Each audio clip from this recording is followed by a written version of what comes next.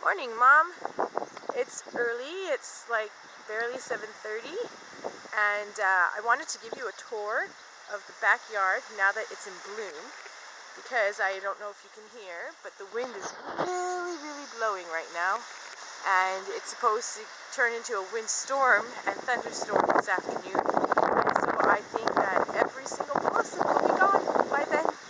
So I need to show it to you while it's still around.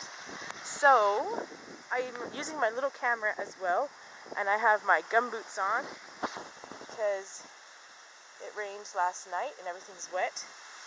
And I tried to cut the grass yesterday, but it was so hot. It was so hot. It was 30 degrees yesterday afternoon, and I got a headache after doing just half the yard. Look, I left the lawnmower out and everything. I got to go put that away, and so the other half is not cut. So, and now that it's wet, it won't get cut for a while. But that's okay. I'm using my little camera, so I have no idea if I'm actually in the frame when I turn it on myself. But here we go. So the lilacs have started to bloom. Isn't that pretty? I love the lilacs. They smell so beautiful. They're so beautiful. Oh my gosh, they smell beautiful. Adam and I actually picked purple as one of our wedding colors because the lilacs were in bloom. There's my lilacs. They were in bloom when we got married, and that was an early, or rather a late year for them. This one is a Carigana. Carigana is actually not my favorite. I didn't plant this one. It was here when we moved in, and you basically can't kill them.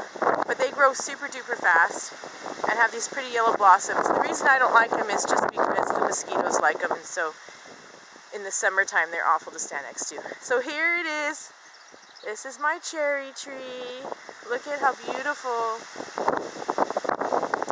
Beautiful. And this is my Armour cherry tree. So it's an ornamental cherry tree.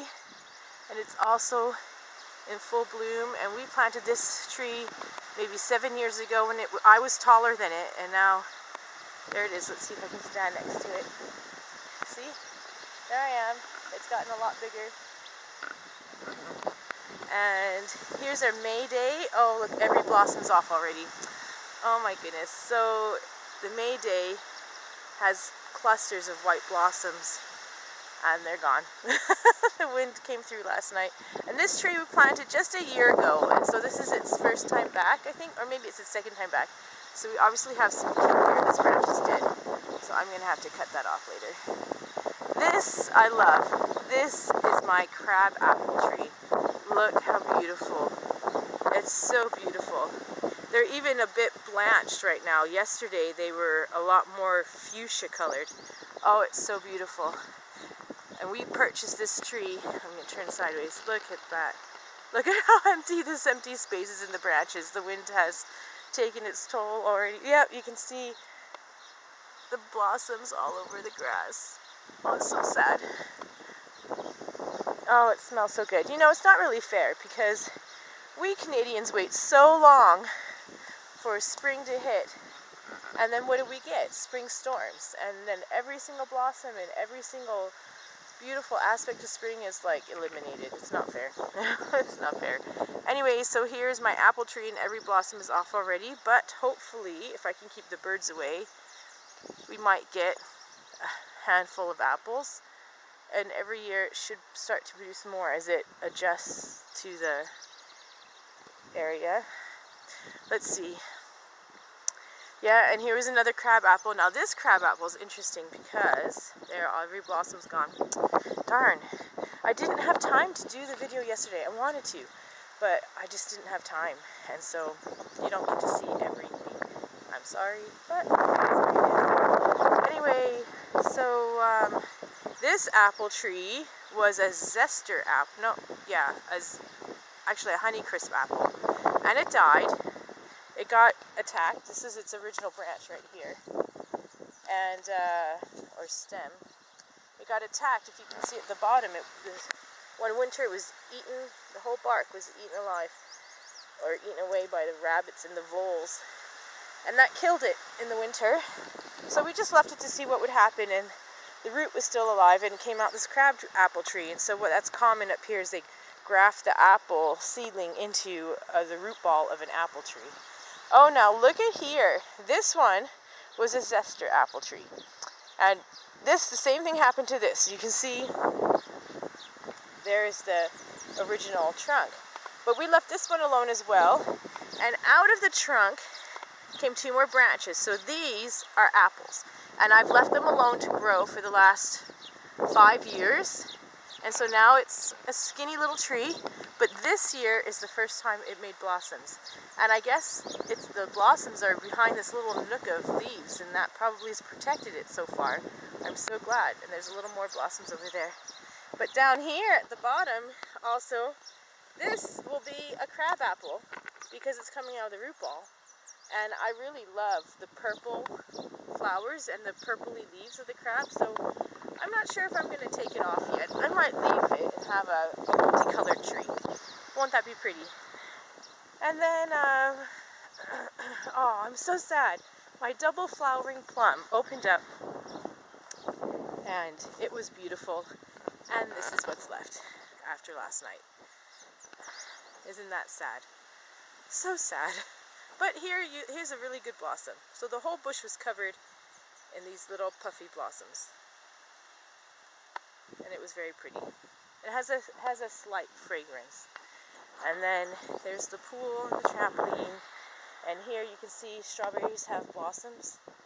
We're going to get lots of strawberries. As long as we can keep them from the birds, I got to figure that out, because I have a net that I can put over it. But at the same time, if I put the net over it, then I don't get the pollinators in. So I got to figure out that balance there. Here's the raspberry patch. It's coming in really nicely. Really full. There's my columbine. That's in bloom now. I don't have very many flowers left in here, because I think I said in the last video I took it back. The yellow rose is coming back. My red rose is not. Where is it?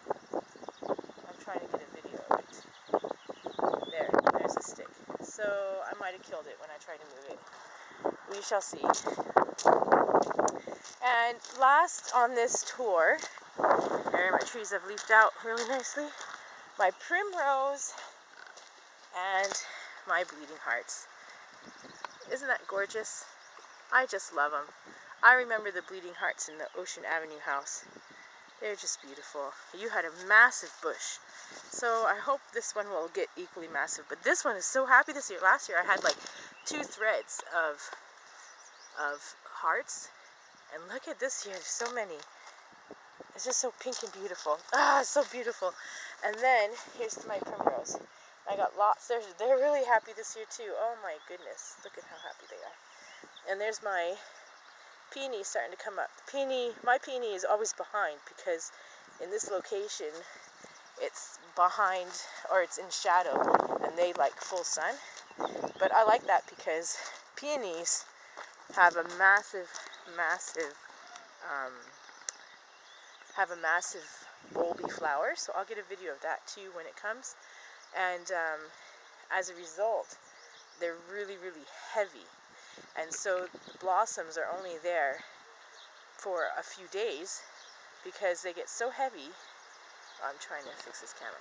They get so heavy they just fall apart, or one rain and they just sink to the ground and they look like a ratted mess.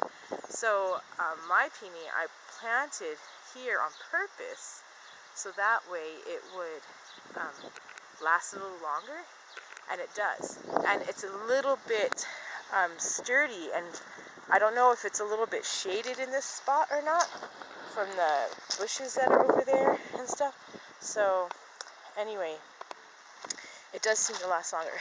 And I do have another peony that I planted in here, and oh, there it is. It's coming right here. Yay!